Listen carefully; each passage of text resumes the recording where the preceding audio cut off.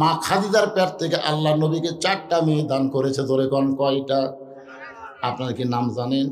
একটার নাম হলো রোকেয়া, ধরে বলেন নাম কি? একটার নাম হলো কুলসুমা, একটার নাম হলো জয়নাব, আর একটা মেয়ের নাম হলো ফাতেমা। নবী তাকায় দেখে 4টা মেয়েই কাঁদতেছে, কিন্তু 3টা মেয়ের কান্নার শব্দ শোনা যায়, আর একটা মেয়ের কান্নার কোনো সাউন্ড নাই। চোখ দিয়ে পানি পড়তেছে কিন্তু কান্নার শব্দ নাই। আর 3টা মেয়ে কাঁদতেছে, আমার মা মইরা গেছে রে, কোথায় গেলে মা পাবো বলে দাও না আল্লাহ রে, এই আমার মা মইরা গেছে রে। আপনাকে এলাকাত মেয়ে মানুষ কান্দেন এরকম? আমার বাবা মইরা গেছে রে, মরার আগে খাট দিবার চাছিল, সেই খাট আমাকে দিবে কে, এই আমার বাবা মইরা গেছে রে। তখন বড় ভাই এসে বলতেছে, পাগলি কান্দিস না, যেই খাট আব্বা দিবার চাইছিল সেই খাট আমি তো কিনা দেবো, কান্দিস না। তখন আবার কান্দিছে, আমার বাবা মইরা গেছে রে, মরার আগে খাট দিবার চাইছিল, সেই খাট বড় ভাই দিবে, কিন্তু ল্যাপ তো সগ দিবে কে, এই আমার বাবা মইরা গেছে রে। তখন মেজো ভাইয়া বলতেছে, ল্যাপ তো সগ আমি দেবো, কান্দিস না। তখন উঠে দেয়া বলতেছে, মানুষ বুড়া হলে তো মরবি, মানে কান তার বান্দা হয়ে গেছে। তোর কোন কথা ঠিক কিনা? এইরকম কতগুলা মেয়া মানুষ আছে না, কথা কন না কেন রে ভাই? সব জমি বিক্রি করে বিমান ভালো জায়গা দিয়ে দিছে, ভাই কিছুই নাই। আবার মরার পর আবার কান দিচ্ছে আর বান দিচ্ছে। সব মেয়ে না, এরকম কিছু মেয়ে সমাজে আছে, ধরে কোন ঠিক কিনা? আল্লাহর নবী ওই 3টা মেয়ের বিনাই কি কান্না থেকে কিছুই বললেন না। নবী ফাতেমাকে ডাক দিলেন, ফাতেমা তুই একটু আমার ঘরের মধ্যে আয় তো মা। যে মেয়েটা কাঁদতেছে কিন্তু কান্নার শব্দ নাই, ওই মেয়েটাকে নবী ডাক দিলেন। ফাতেমা ঘরের মধ্যে গিয়া বলতেছেন, বাবা আমারে ডাকলেন কেন? আল্লাহ রাসূল বলে, ফাতেমা তোমার মা মরার আগে ওসিয়ত করে গেছে, তোমার মা মরার আগে ওসিয়ত করে গেছে, তোমার মাকে তুমি গোসল করায় দিবা, তোমার মাকে তুমি কাফনের কাপড় পরায় দিবা। ফাতেমা বলতেছে, বাবা আমার আরো 3টা বোন আছে, তাদেরকে সঙ্গে নিয়ে কি মাকে গোসল করায় দিব, তাদেরকে সঙ্গে নিয়ে কি মারে কাফনের কাপড় পরায় দিব? রাসূল বলে, ফাতেমা তোমার মা শুধু ওসিয়ত করেছে তুমি একা একা তোমার মাকে গোসল করায় দিবা, তুমি একা একা কাফনের কাপড় পরায় দিবা। ফাতেমা বলে, বাবা আমার 3টা বোন যদি মনে মনে কষ্ট পায় যে মা দুনিয়া থেকে চলে গেল, ফাতেমা একলা গোসল করায়, আমাদের সঙ্গে নিল না। রাসূল বলে, ফাতেমা ওসিয়ত পালন করা হলো ওয়াজিব। জোরে কর না সুবহানাল্লাহ। ওসিয়ত পালন করা কি ওয়াজিব। তোমার মা শুধু তোমার কথা কইছে, অন্য কাউরে তো নিবার বলে নাই। এখান থেকে প্রমাণ হলো মরার আগে ওসিয়ত করা যাবে, আপনি মরার পরে কোনো বেনামাজি যেন আপনার কবর খনন না করে, এই ওসিয়ত আপনি জীবিত অবস্থায় করতে পারেন। জোরে কোন ঠিক কিনা? আপনার কি কোনোদিন করছেন? আপনি 3 তলা একটা বাড়ি করবেন, এলাকার সবচাইতে ভালো মিস্ত্রি আপনি খোঁজেন, আমার এলাকার সবচাইতে ভালো মিস্ত্রি কেড়ে 3 তলা বাড়ি করো ভাই, যেমন তেমন মিস্ত্রি দিয়ে করবো না। যেই বাড়িতে আপনি থাকতে পারবেন না সেই বাড়ি যদি ভালো মিস্ত্রি দিয়ে তৈরি করেন, যেই কবর আপনাকে 50,000 বছর থাকা লাগবে, সেই কবরও ভালো মিস্ত্রি দিয়ে খনন করা দরকার। ধরে কোন কথা ঠিক কিনা? হ্যাঁ, কত শালা নামাজ পড়ে না, কবর খোঁড়ে আর বিড়ি খায়। কবর খোঁড়বে, ওই কবরের কি বোঝা? কথা কন না কেন? ভিত যদি দুর্বল হয়, 3 তলা বিল্ডিং তুলতেছেন, ঢোকার আগে বিল্ডিং ভাঙা পড়বি রে। ওই বিড়ি টানতেছে আর কোদাল মারতেছে, আর একজন কবর সমান করে ওই একটা টানতেছে, আর একজন কবর থেকে মাটি তোলে ওই একটা টানতেছে, মানে বিড়ি খাওয়ার জামাত শুরু হয়ে গেছে। গোরস্থানে যত ফেরেস্তা ছিল সমস্ত ফেরেস্তা কবরস্থান ছাড়া রাস্তার যা ঘুরতেছে। আল্লাহ খায়, কেরে ফেরেস্তা গোরস্থান ছাড়লি খেন? ফেরেস্তাকে আল্লাহ দুর্গন্ধ লাগতেছে, এমন বিড়ি খাওয়া খায়, আয় হায় হায় হায়। ফেরেস্তারা কিন্তু সব সহ্য করবার পারে, দুর্গন্ধ সহ্য করবার পারে না। কি মনে কষ্ট পাচ্ছেন? হ্যাঁ, আপনি ওসিয়ত করেন। আপনার কি বাড়ি বানাতে টাকা লাগে না? আপনি দুনিয়াতে যেই বাড়ি তৈরি করেন 10-20 লাখ টাকাতে বাড়ি তৈরি করছেন, আপনার কবরকেও তৈরি করতে গেলে যদি 1 লাখ টাকা খরচ হয়, আপনি 5 জন নামাজিকে 10,000 করে টাকা দেন। যে ভাই আমি মরে গেলে আমার কবর তোরা 5 জন খুঁড়ে দিস, যদি আমার আগে তোরা মরিস মাপ। আপনি খোঁজ করে দেখেন মসজিদের মুয়াজ্জিনকে আপনি 20,000 টাকা দিয়ে বলেন, ভাই আপনার মাথা হাসরের সবচাইতে উপরে থাকবে, আপনার মাথায় আল্লাহ একটা নূরের টুপি পরায় দেবে মুয়াজ্জিন সাহেব, আপনি আমাকে একটু গোসল করাই দেবেন। ধরেন 20,000 টাকা দেন, আপনি যদি আমার আগে মরেন তো মাপ, আর যদি বেঁচে থাকেন আমাকে একটু গোসল করে দেবেন। এলাকার বড় আলেমকে কিছু হাদিয়া দিয়ে বলবেন, হুজুর আমি মরে যাওয়ার পর আমার একটু জানাজা পড়াবেন। এরকম ওসিয়ত করার দরকার আছে না নাই? কথা বলতেছেন না। মরে গেলি ফুরে গেল নাকি? মরে গেলি ফুরে গেল। আল্লাহ রাসূল বললেন, ফাতেমা তোমার মাকে একটু গোসল করায় দিবা, তোমার মাকে কাফনের কাপড় পরায় দিবা, এটাই হলো তোমার মায়ের ওসিয়ত। ফাতেমা মাকে গোসল করায় দিলেন, নিজের হাতে একা একা খাদিজাকে গোসল করায় দিয়ে আল্লাহ নবীকে বলতেছে, বাবা এখন মাকে কাফনের কাপড় পরায় দিব, আমাকে কাফনের কাপড় দেন। সঙ্গে সঙ্গে আল্লাহ নবী ওই জুব্বাটা, যেই জুব্বা গারে হীরার জুব্বা, যেই জুব্বা পরে 3.5 বছর নবী সাধনা করেছেন, যে সাধনার ফলশ্রুতি আল্লাহ তাআলা লহে মাহফুজ থেকে কোরআনের 5টা আয়াত নবীর উপরে নাজিল করেছে। ওই জুব্বাটা বের করে ফাতেমার হাতে দিয়ে বললেন, মা এই জুব্বাটাই তোমার মাকে কাফনের কাপড় পরায় দাও। ফাতেমা ছোট বাচ্চার মতন কাঁদতেছে আর বলতেছে, বাবা মক্কার দোকানে কি নতুন কোনো কাপড় নাই? নতুন কোনো কাপড় না দিয়া এই পুরাতন জুব্বা কেন আমার মাকে দিবেন? বাবা আমি মায়ের কাছে গল্প শুনেছি, আপনি যখন মক্কার রাখাল ছিলেন, আমার মা ছিলেন মক্কার সবচাইতে ধনবতী রমণী, আমার মা ধনবতী রমণী, আপনি রাখালকে স্বামী হিসেবে গ্রহণ করেছে। আজকে সেই ধনী মহিলা আমার মা মারা গেল, নতুন কোনো কাপড় না দিয়ে এই পুরাতন জুব্বা কেন দিচ্ছেন? বাবা আমি মায়ের মুখে শুনেছি। রাসূল বলে, ফাতেমা তোমার মায়ের মুখে আর কি শুনছো? ফাতেমা বলতেছে, বাবা আমার মা একদিন আমার সামনে মুচকি মুচকি হাসতেছে। আমি বললাম, মা আপনি হাসেন কেন? বলে, হাসার কারণ হলো তোর বাবার সাথে বিয়ে বসার কথা আমার মনে পড়ছে। ফাতেমা বলতেছে, মা বাবার সঙ্গে বিয়ে হওয়ার সময় কি কথা মনে পড়েছে? খাদিজা বলতেছে, ফাতেমা রে তোমার বাবা ছিল আমার বাড়িতে রাখাল, আমি ছিলাম মক্কার সব চাইতে ধনবতী রমণী। আমি দুপুর বেলায় দেখি সব রাখালগুলো ঘরের মধ্যে আরাম করতেছে, আমার এত রাগ হয়ে গেল যে হাজার হাজার উটদুম্বা চড়ানো বাদ দিয়ে রাখালগুলো দুপুরবেলা আরাম করে। রাখালের সর্দারকে ডাক দিলাম, ও সর্দার আমার হাজার হাজার উটদুম্বা বাদ দিয়ে তোমরা দুপুরবেলা ঘরে আরাম করতেছে, কারণ কি? রাখালের সর্দার বলে, মালকিন আপনি জানেন না আমরা ভাগ্যগুণে এমন একটা রাখাল পাইছি, যে রাখাল চাকরিতে জয়েন করার পরে আপনার উট দুম্বা সব ভদ্র হয়ে গেছে। রাখাল যদি বলে খাও, উট দুম্বা খাই। রাখাল যদি বলে যাই, উটের লাইনে উট, দুম্বার লাইনে দুম্বা, রাস্তা নিয়ে বাড়ির দিকে রওনা দেয়। খাদিজা চিৎকার করে বলে, রাখালের সর্দার জন্তু জানোয়ার কোনদিন রাখাল মানুষের কথায় বাধ্য হবার পারে না, এই গাঁজাখুরি গল্প কেমনে বলতেছো? রাখালের সর্দার বলে, মালকিন যদি বিশ্বাস না হয় আপনি তদন্ত করেন। খাদিজা বলে, ফাতেমা রে রাখালের সর্দারের কথা মতো তোমার বাবাকে তদন্ত করতে গেলাম, তদন্ত করতে গিয়ে দেখি সূর্যের তাপে পাথর পোড়া গন্ধ পাওয়া যায়, সূর্যের তাপে বালু পুড়ে পুড়ে গন্ধ আসতেছে, তোমার বাবা দাঁড়ায় আছে রোদ্রের ভিতরে। হঠাৎ আমি তাকায় দেখি চারিদিকে রোদ পড়ে, কিন্তু তোমার বাবার মাথায় কোনো সূর্যের তাপ নাই, এক খণ্ড মেঘ তোমার বাবার মাথার ছাতাকে যেন বানায়া দিছে। আমি খাদিজা আশ্চর্য হয়ে গেলাম, আমি খাদিজা আশ্চর্য হয়ে গেলাম। চারিদিকে সূর্যের তাপ পড়তেছে, রাখালের মাথায় সূর্যের তাপ নাই কেন? আমি আরো নিকটে গিয়া যেই মাত্র রাখালের দিকে তাকাইছি, ফাতেমা তোমার বাবা রাখালের দিকে যেই মাত্র তাকাইছি, চাঁদ সূর্য গ্রহ তারা তারি নূরের ইশারা, নূরে যে অন্ধকারে ডুবিত এই ধরনী। সবাই বলেন নবী মোর পরশমণি, নবী মোর সোনার খনি, নবী নাম ভাবে যে জন সেই তো দোজা হানির ধনী।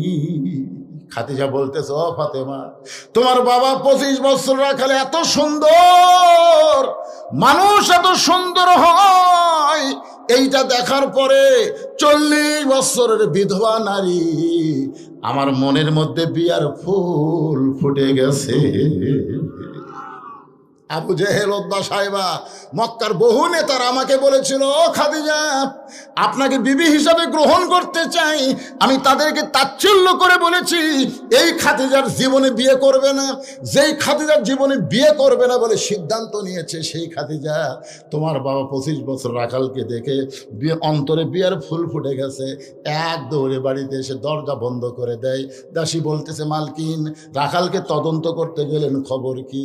খাদিজা বলতেছে, চাকরি ক্যান্সেল করে দিলাম, রাখালের চাকরি ক্যান্সেল করে দিলাম। দাসী বুঝবার পারেনি, মূর্খ মানুষ। নবীর চাচা আবু তালেবের কাছে সে কাঁদতেছে, ও মুরব্বী, আপনার ইতিম ভাতিজাকে আপনি কেমন ভাবে মানুষ করলেন? আজকে খাদিজা কোনো বেয়াদবি দেখে তার রাখালির চাকরি ক্যান্সেল করে দিচ্ছে। আবু তালেব কাঁদতে কাঁদতে খাদিজার বাড়ির দরজায়, খাদিজা দরজা খুলে বলে, চাচা, রাখালের চাকরি ক্যান্সেল করা মানে রাখালকে আমার স্বামী হিসাবে গ্রহণ করতে চায়।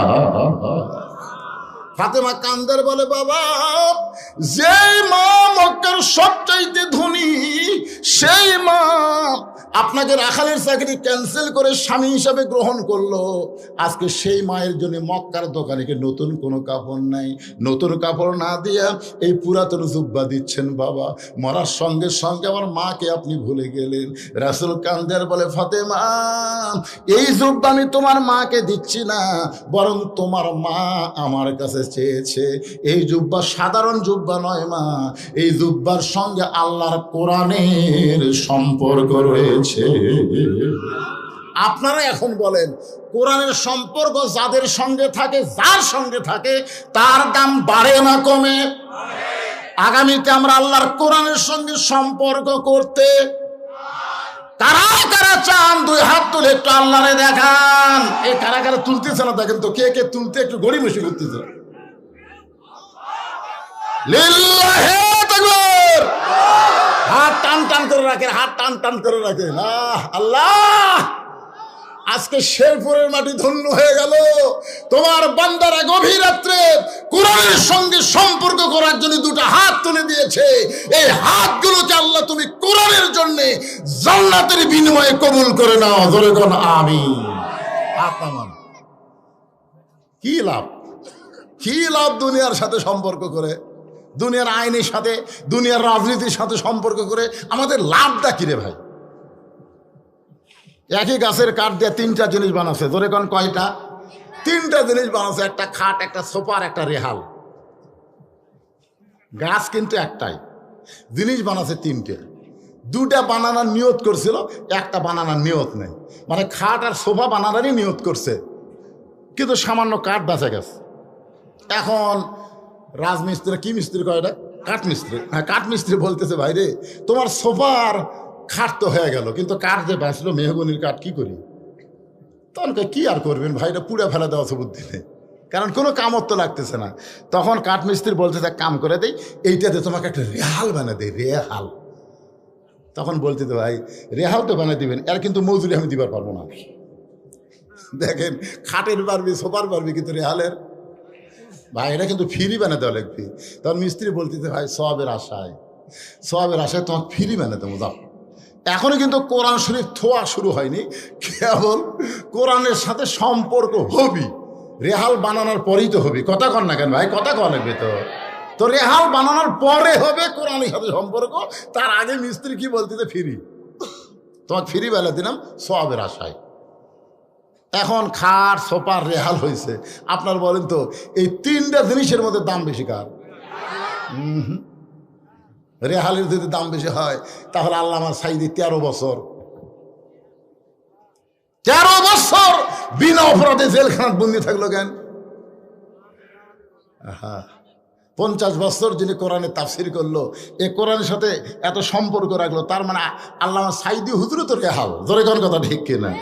গোটা কোরআন আপনার, তার সমস্ত তাফসির খণ্ড যত তাফসির করেছে বাংলার জমিনে, সবগুলো ওয়াজ একত্র করে দেখেন, 30 পারা কোরআনের কোনো জায়গাও তাফসিরে বাদ দেয়নি। জোরে কোন কথা ঠিক কিনা? অথচ এমন একটা কোরআনের রেহালকে বিনা অপরাধে 13 বছর জেলখানাত বন্দি ছিল। আমরা খালি দোয়া করি, আল্লাহ দুনিয়ার কোর্ট কাছারিতে সাঈদী হুজুরের কোনো জামিন হবি না। আল্লাহ তোমার দরবারে আমরা আরজ করি, আল্লাহ তাকে তুমি হায়াতে তাইবা দান করো, সাফায়ে কুল্লিয়া দান করো। দিন দিন হুজুরের চেহারা কি সুন্দর হচ্ছিল। জোরে কোন কথা ঠিক কিনা? যেদিন আপনার শেষ দেখা, তিনি যখন আপনার জেলখানা থেকে বের হয়ে গাড়িতে চললেন, গাড়ির থেকে যখন নামলেন, ওই দৃশ্য আপনারা দেখছেন। আমার ফেসবুকে এখনো ওই দৃশ্যটা আমি ভিডিও আকারে ছাড়ছি। কি হাসি রে, কলজা ভরে গেল। তিনি বলতেন, ভাই আমাকে জেলখানা থেকে হাসপাতালে নিবেন কেন, আমি তো আগের চাইতে অনেক ভালো। তখন তারা বলল, না, উপরের অর্ডার। উপরের অর্ডার মানে ওই শালা ভারতের অর্ডার। জোরে কোন কথা ঠিক কিনা, ওই ভারতের অর্ডার। কারণ ভারত হাসিনা কয়ে দিল, এ যে হারে দোয়া করতেছে, ই তো মরবি না,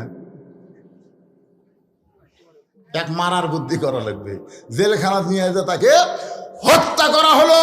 তার সন্তানগুলো সকাল থেকে বিকাল পর্যন্ত বসে আছিল। আপনারা বলেন তাদেরকে দেখা করবার দিছে? দেয় না। কি ভাই, কি করছে? তো লোক এখন আসতেছে না, এখন বাজতেছে 11:15। এখন আটা লাগবে, এখন ছাড়ে দেওয়া লাগবে।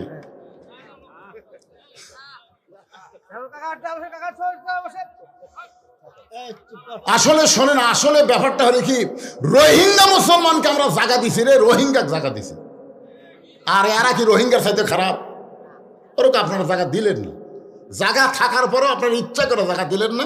লোকগুলো দাঁড়িয়ে আছে, এই ভাইয়ের দেখে কষ্ট লাগতেছে, ওরা বসবি না। এটাও একটা কথা, ঠিক আছে। আমি যেই কথা বলতেছি একটু মনোযোগ দিয়ে শোনেন, বিরক্ত হচ্ছেন।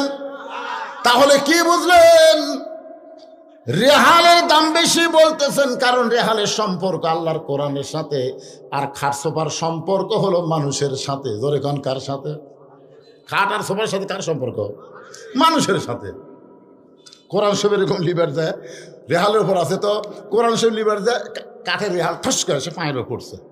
যে পায়ের ওপর পড়ছে কিন্তু লাগিছে, রেহাল পড়া কিন্তু লাগিছে, ওই লাগার কথা ভুলে যায়, রেহালকে তুলে তাকে দেখে ওই রেহালের কোনা লাগা লোক কেটে গেছে। লোক কাটার দিকে খেয়াল নাই, রেহাল সমান এখানে চুমা খাচ্ছে। আমার ভুল হয়ে গেছে আল্লাহ, আমার ভুল হয়ে গেছে আল্লাহ। আমি কোরআন শরীফ লিভার অসতর্ক মুহূর্তে রেহাল পড়ছে আল্লাহ, ওর পাও কাটে রক্ত বাড়াচ্ছে, অধিকার খেয়ালই নাই। রেহাল কয় কে রে, খাট, এ খাট। দেখতো আমি পড়ে গেছি পায়ের কাছে, 3বার চুমা খায় আর কান্দে রে, তোর কে খবর কি? খাট বলতেছে, ভাই আমার লাগতে না জন্য বানাছো রে, লাগতে। রাত্রে স্বামী স্ত্রী যখন গন্ডগোল লাগে তখন তো লাগতে শুরু হয় ভাই। আর সোফা বলতেছে, বসার সাথে এই শালা অভদ্র পাও তোলা ছাড়া বসি না। রেহাল বলতেছে, দেখ একই কাঠের গাছের মধ্যে থেকে আমাকে 3 জনের জন্ম হলো রে, তোদেরকে লাগতাই কোন আফসোস করে না, পায়ের কাছে পড়ার সঙ্গে সঙ্গে কান্দে চুমা খায়, বলো তো কারণ কি? খাট সোফা বলতেছে, আমাদের সাথে হলো মানুষের সম্পর্ক, আর তোর সঙ্গে হলো আল্লাহর কোরআনের সম্পর্ক। তাহলে কোরআনের সম্পর্ক রাখার কারণে একটা রেহালের দাম যদি বাড়ে, সেই কোরআনের সঙ্গে আমাদের সম্পর্ক রাখার দরকার আছে না নাই? কিভাবে রাখবেন? আল্লাহর কোরআন খালি পড়লে তো সব হবে না ভাই, জান। প্রতি অক্ষরে 10টা করে নেকি, ঠিক আছে, 10টা করে যে নেকি, এ ব্যাপারে কোনো কথা নেই। 10টা করে নেকি, প্রতি অক্ষরে 10টা করে নেকি, কিন্তু এই নেকিটা কিন্তু নফল। কোরআন সব পড়বেন, আলিফ 10, লাম 10, মিম 10। এক লোক 2 মণ আলু নিয়ে গেছে শেরপুর বাজারে। এক খরিদ্দার বলতেছে, ভাই কতটুকু আছে? আলুওয়ালা বলে 2 মণ। বলে আমিও তো 2 মণ নিও ভাই, তাহলে দেও।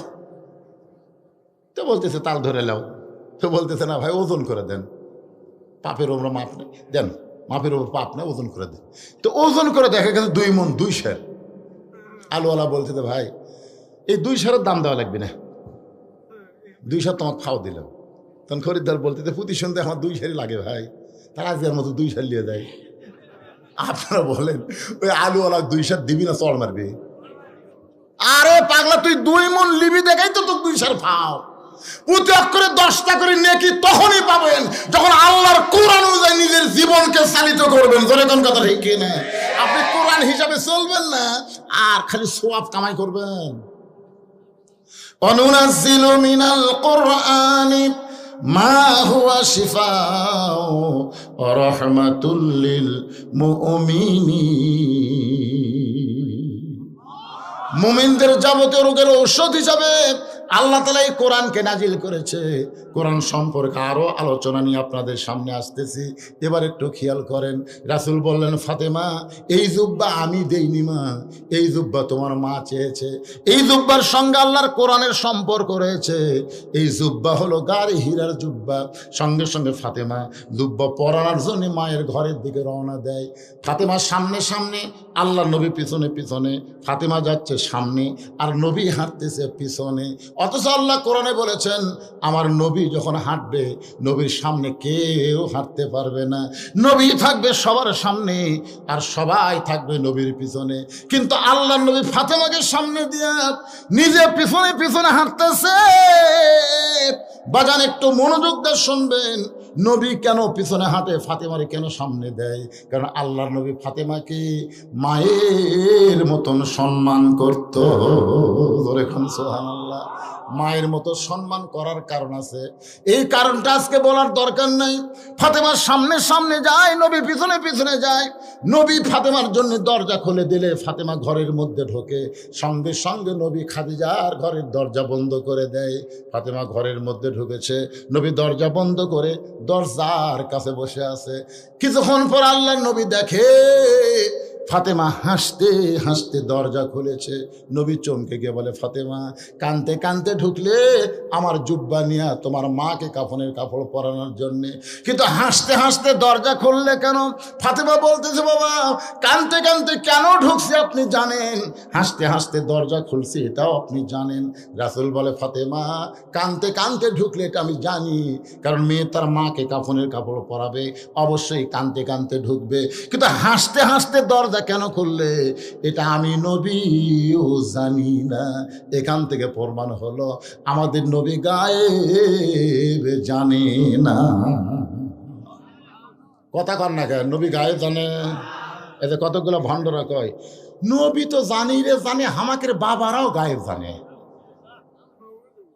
আপনারা সূরা হাসরের শেষ 3 আয়াত পড়েন না? পড়েন? তাহলে তো মোটামুটি সবারই জানা দরকার। তাহলে একটা বার পড়েন, হুয়াল্লাহুল্লাযী লা ইলাহা ইল্লাহু আলিমুল গায়বি ওয়াশ শাহাদাতি হুয়ার রহমানুর রহিম। আপনারা বলেন তো গায়েবের মালিক কে? জোরে গান। হাদিস শরীফে রাসূল বলেছেন, আমি যা জানি তোমরা তা জানো না। দেখেন কথাটা খেয়াল করে শুনবেন, নবী বলতেছে আমি যা জানি তোমরা তা জানো না, আমিও জানি না আল্লাহ যদি আমাকে না জানায়। তাহলে সমস্ত গায়েবের মালিককে আরো জোরে আল্লাহ সর্বপ্রথম কাকে জানায়? নবীকে জানায়। সর্বপ্রথম আল্লাহ নবীকে জানায়, এরপরে নবীর মাধ্যমে আমরা আল্লাহর কোরআন পেয়েছি। সুবহানাল্লাহ। খান ভাই বেশি রাত আর করবো না, আপনার ওটা বসা করেন না। কয়টা উঠলো রে, এই কি রে? না না একবারে তো 3 জন ওঠা যাবে না। আমি কি খুব লম্বা করবো? তাই শেষের দিকে চলে যাচ্ছে, খুব খেয়াল করেন। নবী বলতেছে আমি জানি না, ফাতেমা বলতেছে বাবা এতদিন মনে করতাম যে আপনি বাহিরের খবরও জানেন ভিতরের খবরও জানেন। আল্লাহ রাসূল বলতেছে, ফাতেমা তুমি কানতে কানতে ঢুকলে এটা আমি জানি, কারণ মেয়ে তার মাকে কাফনের কাপড় পরাবে, কানবি তো, কিন্তু হাসতে হাসতে দরজা খুললে এটা তো আমি জানি না। সঙ্গে সঙ্গে ফাতেমা বলতেছে, বাবা তাহলে আপনি যদি না জানেন আপনি বসেন, আমি ফাতেমা কেন হাসতে হাসতে দরজা খুললাম আপনাকে জানাবার চাই। সুবহানাল্লাহ। কোন নবী বললেন, আমি হলাম শ্রোতা আর ভিতরের খবর দেওয়ার জন্য ফাতেমা হলো বক্তা। ফাতেমা কেন হাসতে হাসতে দরজা খুলছে এটা নবী জানে না, তো যাই জানে না তাই কি শ্রোতা, যেরকম তাই জানে না তাই কি, আর যাই জানে তাই কি বক্তা। আল্লাহ নবী শ্রোতা হয়ে বসে বললেন আর ফাতেমা বক্তা হয়ে বলা শুরু করলেন, বাবা আপনার জুব্বা যখন আমার মার শরীরে পরাবার চাই, এমন সময় ইত্তাকু ফিরাসাতাল মুমিনিনা ফাইন্নাহু ইয়ানজুরু বিনুরিল্লাহ, আমি তখন চোখ বন্ধ করে দেখতে পাই। কারণ আসল জিনিস যদি দেখবার চান এই 2 চোখ দিয়ে দেখা যাবে না ভাইদান, আসল জিনিস দেখবার গেলে অন্তরের চোখে দেখা লাগবে। ধরে কোন ঠিক কি না? বগুড়া রহমাননগর নাম শোনেননি? রহমাননগর, ওখানে আমার বন্ধুর বাসা। সেই বাসা বানাতে, বুঝলেন। তামাক বলে হুজুর একদিন আমার বাসায় দাওয়াত, তো গেলাম, যাই দেখি বুঝলেন ওই বিশাল একটা গেট, ওর গেট দেখে আমার বাসা বানানোর খরচ মনে হয় গেটুতে লাগছে। আমি বলি এটা কি বানাচ্ছে রে, মানে সোনালি কালার সেই রকম ঢপ, আর প্রত্যেক তালায় তালায় একটা করে কলিং বেল। তো যাই হোক, অত সালাম দিয়ে নামান গেল না, কলিং বেল চাপ দিয়ে আসলো। আসার পরে বলে দোস্ত আসো, বাসার মধ্যে আসো। আমি তখন বললাম ভাই এই বাড়ি কার? সেই বলছি বাড়ি কার, ওই কালে সমানে হাসে। না হাসো কেন? বলে আপনি ওয়াজ করেন ভাই, কিন্তু এখনো মূর্খই আছেন। আমি বললাম কে রে, মূর্খ কেমনে? বলে আপনি এই যে কোটি কোটি টাকা দিয়ে বানাচ্ছি, তারপরে বাড়ি, আপনি যে করলেন এই বাড়ি কার, এটাকে আপনার বাড়ি মনে হয়? আমি বললাম ভাই এটা কি? বলে এটা বাসা, বারে বাসা। আমি তখন ওকে বললাম ভাইজান, তাহলে আজ থেকে 50 বছর আগে আব্দুল আলিম একটা ভুল গান গাছে। ও বলতেছে আব্দুল আলিম ওর কি গান গাইছে, আমি তখন ওরে শোনাইলাম, এপারে তোর বসত বাড়ি, ওই পারে তোর বাসা, এপারে তোর বসত বাড়ি, ওই পারে তোর বাসা, ভবদরিয়ায় পাড়ি দিতে, ভবদরিয়ায় পাড়ি দিতে, কেমনে করলি আশারে, এপারে তোর বসত বাড়ি, ওই পারে তোর বাসা, লাভ করিতে আইসারে ভবে, হইলারে বেদিশা, রতন কাঞ্চন বদল দিয়ারে, কিনলি তামাশিসা, এ পাহাড়ে তোর বসত বাড়ি, ওই পারে তোর বাসা। এই দুনিয়ার বাড়ি হলো বসত বাড়ি, আর জান্নাত হলো মুসলমানের বাসা। জোরে কোন কথা ঠিক কিনা? এই পার ওই পার, এই পার, কি বুঝতেছেন?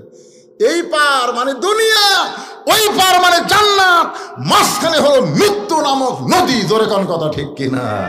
আল্লাহর বান্দার একটু মনোযোগ দেন, দুই চোখটা দেখলে মনে হবে এই বাসা এই বাড়ি, কিন্তু অন্তরে চক্ষু দিয়া তাকায় দেখেন এ দুনিয়ার বাড়ি ঘর। সবাই বলেন এ দুনিয়ার বাড়ি ঘর একদিন হয়ে যাবে পর, এ দুনিয়ার বাড়ি ঘর একদিন হয়ে যাবে পর, যাইতে হবে অন্ধকার কবর। লোকটাকে বললাম ভাই এই দুটা গান শোনালাম, এখন বলতেছি বলতো এটা কি? ভাই এটা বাড়ি ভাই, কে বাসা নাই। আসলে ভাই রে মরা লাগবে রে পাগলারা, বাসার দিকে 5 তলা 6 তলা। কি দেখতেছেন ভাই? 6 তলা করছি হুজুর, রড বার করে থুছি, আরে 1 তলা কর্ম হুজুর। 2 কান্ত দিয়ে ফেরেস্তা কয় পাগলা উপর দিকে না থেকে নিচতলা, নিচতলা, নিচতলা বুঝিয়েছি, 1 তালাও না নিচতলা, 1 তালারও তলে তো থাকা লাগবে রে পাগলা। তুই ঘাড় কাত করে কি দেখিস? কি ঘাড় কাত করে দেখবেন? ঘাড় কাত কি দেখতেছে? কথা কম, কোন তালা থাকবেন? 1 তালা 2 তালা 3 তালা না নিচতলা? জোরে বলেন কোন তালা? আরো জোরে। ফাতেমা বলতেছেন বাবা আমার মাকে যখন আপনার ওই জুব্বা কাফনের কাপড় পরাবার চায়, এমন সময় দেখতে পাই আমার মার দেহে আল্লাহ জান্নাতের পোশাক পরায়া দিছে। সঙ্গে সঙ্গে নবী মাটিতে হাত দিয়ে কান্না শুরু করলেন, ছোট বাচ্চার মতো নবী কাঁদতেছে। ফাতেমা বলতেছে বাবা আমার মায়ের দেহে জান্নাতের পোশাক পরার কথা শুনে আপনি এমন করে কাঁদেন কেন? রাসূল বলে ফাতেমা রে, এই কান্না কোনো দুঃখের কান্না নয়, এই কান্না হলো আমার আনন্দের কান্না। ও ফাতেমা, দুনিয়ার কেউ যখন আমাকে নবী বলে স্বীকার করে নাই, সর্বপ্রথম তোমার মা আমাকে নবী বলে স্বীকার করেছে। আপনারা বলেন তো 3টা জিনিস খুব খেয়াল করবেন। কয়টা? 3টা জিনিস আপনার গেছে? ঠিক আছে, 3টা জিনিস। 1 নম্বর হলো মৌলবীর বাড়িতে কোনোদিন মিলাদ হয় না। আপনার খেয়াল করে দেখবেন মৌলানাদের বাড়িতে কিন্তু মিলাদ হয় না। আর 2 নম্বর হলো ডাক্তারের বউ কোনোদিন সিজার করে না। আর 3 নম্বর হলো পীরের বউ কোনোদিন মুরিদ হয় না। দেখবেন 42 বছর আমার ওয়াজের বয়স। আমি একদিন বউকে 500 টাকা দিয়ে বলছিলাম, খালি একবার হুজুর কও, খালি একবার কও হুজুর। তো বউ খালি হাসে। আমি 1000 টাকা দিয়ে বললাম, দেখি তোমার মুখে হুজুর শুনতে কেমন লাগে, একবার খালি কও হুজুর। আর কেলাতে কেলাতে কও হুজুর। আর বউ খালি হাসে। হাসো কেন? বলে জনগণ আপনাকে চিনে না তাই হুজুর কয়। আমি তো জানি আপনি মাল ডাকি, হুজুর হওয়া এত সহজ নয়। আমি সেই দিন চিন্তা করছি, 42 বছর ওয়াজ দিয়ে বইয়ের কাছে আমি হুজুর আর পারলাম না, আর সর্বপ্রথম খাদিজার কাছে আমাদের নবী নবী হয়ে গেল। ধরে গেল সুবহানাল্লাহ। এই জন্যে লাকাদ কানা লাকুম ফি রাসূলিল্লাহি উসওয়াতুন হাসানা। আমার নবী শুধু বাহিরের নবী না, আমার নবী হলেন ভিতরের নবী। আমার নবীর সব কিছু আমল, জোরে কোন কথা ঠিক কিনা? সর্বপ্রথম খাদিজা নবী বলে স্বীকার করেছে। আল্লাহ নবী বলে, ফাতেমা, এই কারণে হয়তো আল্লাহ তাআলা তোমার মায়ের শরীরে জান্নাতের পোশাক পরায় দিছে। নবী নিজের হাতে খাদিজাকে কবরের ঘরে নামায় দিচ্ছেন। বাজান গো, বিরক্ত হয়েন না, আর মাত্র 2টা পয়েন্ট ওয়াজ করব। নবী নিজের হাতে খাদিজাকে কবরের ঘরে নামায় দিচ্ছেন। নবীর চোখ দিয়ে দর দর করে পানি পড়তেছে, এত কান্দা নবী কাঁদতেছে।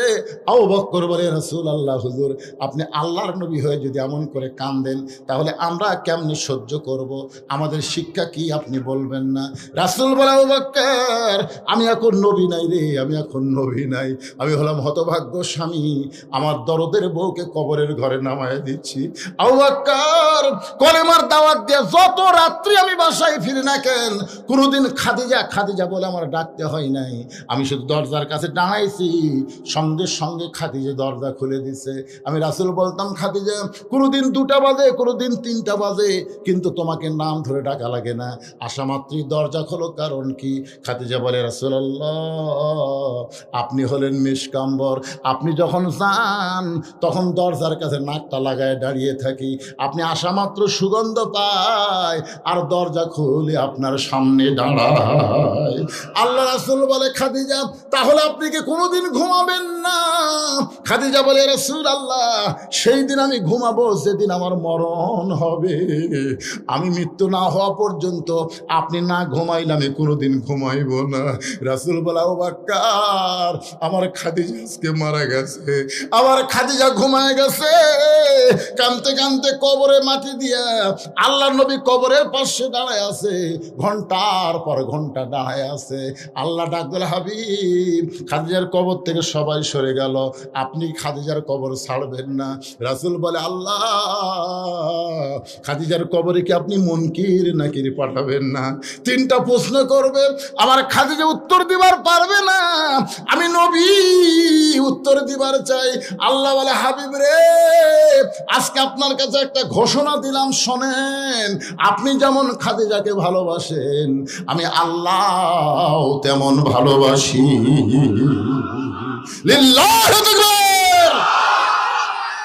আল্লাহ নবী চমকে গিয়ে বলেন, আল্লাহ, খাদিজা আমার বউ হয়, এ কারণে আমি খাদিজাকে ভালোবাসি। খাদিজা আপনার কে হয়?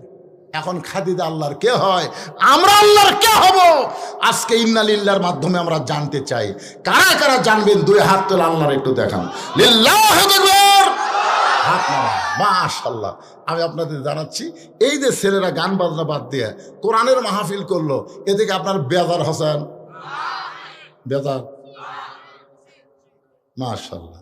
যারা যারা খুশি আপনাদের কাছে, ওরা একটু ব্যাগ নিয়ে যাবে, একটু রুমাল নিয়ে যাবে, পকেট থেকে যার যত বড় লোট আছে।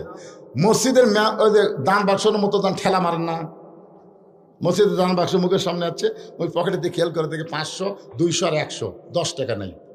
500 টাকা আছে, 200 টাকা আছে, 100 টাকা আছে, 10 টাকা নেই। মারছে ঠেলা, 3 জন পার হয়ে গেছে। ওরা 3 জন বলতেছে, যাক তোর হাত জোর আছে বারে। আপনারা বলেন, ওর পকেটে টাকা নাই, ঠেলা মারলো কেন? 10 টাকা নেই। ফেরেশতারা বলতেছে, আল্লাহ, এর কান্দত আমরা থাকবো না। আল্লাহ কয়, কেন? কই পকেট ভরে টাকা থুয়া তোমার দান বাক্স ঠেলা মারলো।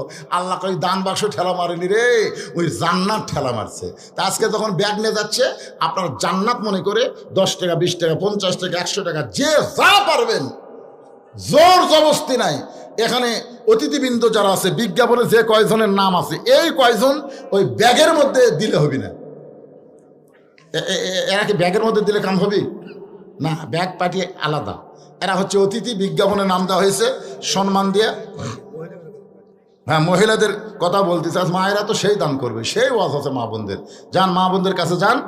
আমার মায়েরা খাদিজার সঙ্গে আল্লাহ যেন জান্নাত দেয় দোয়া করে দিব, মা আল্লাহর রাস্তায় আপনারা দিয়ে দিবেন। মায়েদের কাছে যান, বিশ্বস্ত ছেলেদের পাঠাবেন, হিরোইন খোর গাঁজাখোর যেন না থাকে। একদিক দিয়ে তুলবি, ও মহিলা আছে, মাশাআল্লাহ, মহিলাদের মধ্যে মহিলা আছে। হ্যাঁ, সবাই দেন, সবাই দেন। আপনারা দিছেন সবাই, ভাই দেন, আপনারা সবাই দিছেন, সবাই দিছেন, মাশাআল্লাহ। আল্লাহ জান্নাত দেখ, আল্লাহুম্মা আমিন। যাও, বহুদিন পর দেখছেন। ওই যে হাবিব আশফাক দেয়নি বাবা, ওই এখন ফুলে আছে বাজার, ফুলে আছে। আমি সেদিন ধুনুটে বলেছি, হাবিব আয়, খেলা হবে, জোরে গান ঠিক। হায় হায় করছি বহুদিন। আমি তো শেরপুরের কমন বক্তা, সকালকার বক্তা, দুপুরের বক্তা, সন্ধ্যার বক্তা, রাতের বক্তা, জোরে গান ঠিক কিনা। হায় হায় রে, আজকেও শেরপুর দুটা করছি, আগে একটা করে এখানে আইছি, আবার চালু হয়ে গেছে ইনশাআল্লাহ। একটা পাগল মানুষ বলতেছে, বহু বছর পর দেখলাম, কলজা ফাটা যায় ভাই। আল্লাহ কেরে ব্যাগওয়ালারা টাকা দিচ্ছে? আপনাদের মধ্যে এইরকম কি একটা আল্লাহর বান্দা নাই যে হুজুর 10-20 টাকা নাই 500 টাকা দেবো? একজনের নাই। টেক যে উঁচা করছে, হাত পাওয়া কঠিন। এরা আসলে আপনাদের কাছ থেকে বেশি টাকা নিবে না, 10, 20, 50 যাই যা পারেন দেন। আল্লাহর রাস্তায় সবাই দেন বাবা, সবাই দেন। ছেলেপেলে ব্যাগলে সব টেজত চলে আসো বাবা, অন্যদিকে না যায়, সব টেজে চলে আসো। আপনারা বসেন, সবাই বসেন, একটু জিকির করেন, লা ইলাহা ইল্লাল্লাহ, লা ইলাহা ইল্লাল্লাহ। যাবেন? আচ্ছা, লা ইলাহা ইল্লাল্লাহু মুহাম্মাদুর রাসূলুল্লাহ।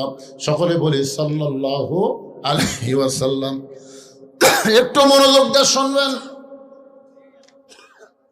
মা খাদিজার কবরে মুনকির নাকির আসতেছে না, আমাদের কবরে মুনকির নাকির আসবে। ধরে কান কি করবে? আসবে। মুনকির নাকির আসাও কোনো লাভ হবে না। আমরা যারা 5 ওয়াক্ত নামাজ পড়ি, ওই সকল বান্দারা যখন কবরে যাবে, মুনকির নাকির এসে যখন বলবে মান রব্বুকা, মান রব্বুকা, সঙ্গে সঙ্গে নামাজ খাড়া হবে। আপনি সারা জীবনে নামাজ পড়েছেন, ওই নামাজটা আপনার পক্ষে দাঁড়িয়ে যাবে। মুনকির নাকিরকে প্রশ্ন করবে, রে মুনকির নাকির, কাকে রব সম্পর্কে প্রশ্ন করতেছিস? তুই কি জানিস এই ব্যক্তি সারা জীবনে কয় ওয়াক্ত নামাজ পড়ছে? মুনকির নাকির বলবে, আমরা তো নামাজের হিসাব জানি না, আমরা তো নামাজের হিসাব জানি না। তখন নামাজ বলবে, হিসাব জানিস না, প্রশ্ন করিস কেন?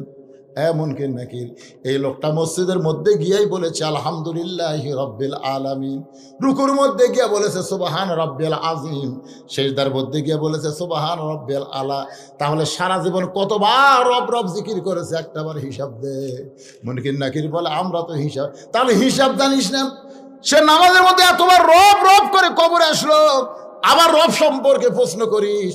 মুনকির নাকির বলে, আল্লাহ তোমার বান্দাকে মান রব্বুকা প্রশ্ন করলে নামাজ যে খেপা খেপছে, আল্লাহ এখন আমরা করব কি? আল্লাহ বলে, মুনকির নাকির, আমার যেই বান্দা বান্দি নামাজ না কবরে গেছে, 1 নম্বর প্রশ্নের উত্তর হয়ে গেছে। তাহলে কবরে 1 নম্বর প্রশ্নের উত্তর যদি দিবার চান, আপনি তো দিবার পারবেন না, আপনার নামাজের দরকার আছে না নাই? 2 নম্বর প্রশ্ন হলো, অমাইয়াবতাগি গায়রাল ইসলাম দীনান ফালাই ইউকবালা মিনহু। মুনকির নাকির প্রশ্ন করবে, অমা দীনুকা, তোমার দিন কি? যেই মানুষটা ইসলামে আন্দোলন করে, আল্লাহর দুনিয়ায় কোরআনের রাজ প্রতিষ্ঠা করতে চায়, এই কোরআনের রাজ প্রতিষ্ঠা করতে গিয়া নানা রকম নির্যাতনের শিকার হয়েছে, জেল খাটছে, রিমান্ডে গেছে, এরকম নির্যাতনের ভিতর দিয়া ওই ব্যক্তি একদিন দুনিয়া থেকে বিদায় হয়ে গেছে। ইসলামে আন্দোলন দাঁড়িয়ে বলবে, রে মুনকির নাকির, কাকে দিন সম্পর্কে প্রশ্ন করতেছ? আল্লাহর দিন বাংলাদেশে গালেব করার জন্য এই লোকটা কতদিন বাড়িতে যাওয়ার পারে নাই, কতদিন আলুর বাগুড়ে ঘুম পাড়ছে, কতদিন জেল কাটছে, কতদিন রিমান্ডে গেছে, বলতে পারিস? মুনকির নাকির বলে আমরা তো জানি না।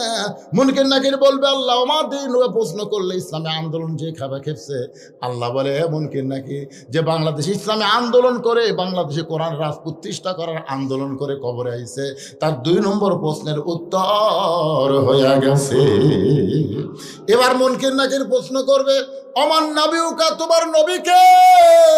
সঙ্গে সঙ্গে নবী দৌড়ে এসে বলবে রে মুনকির নাকির কাকে নবী সম্পর্কে প্রশ্ন করতেছ?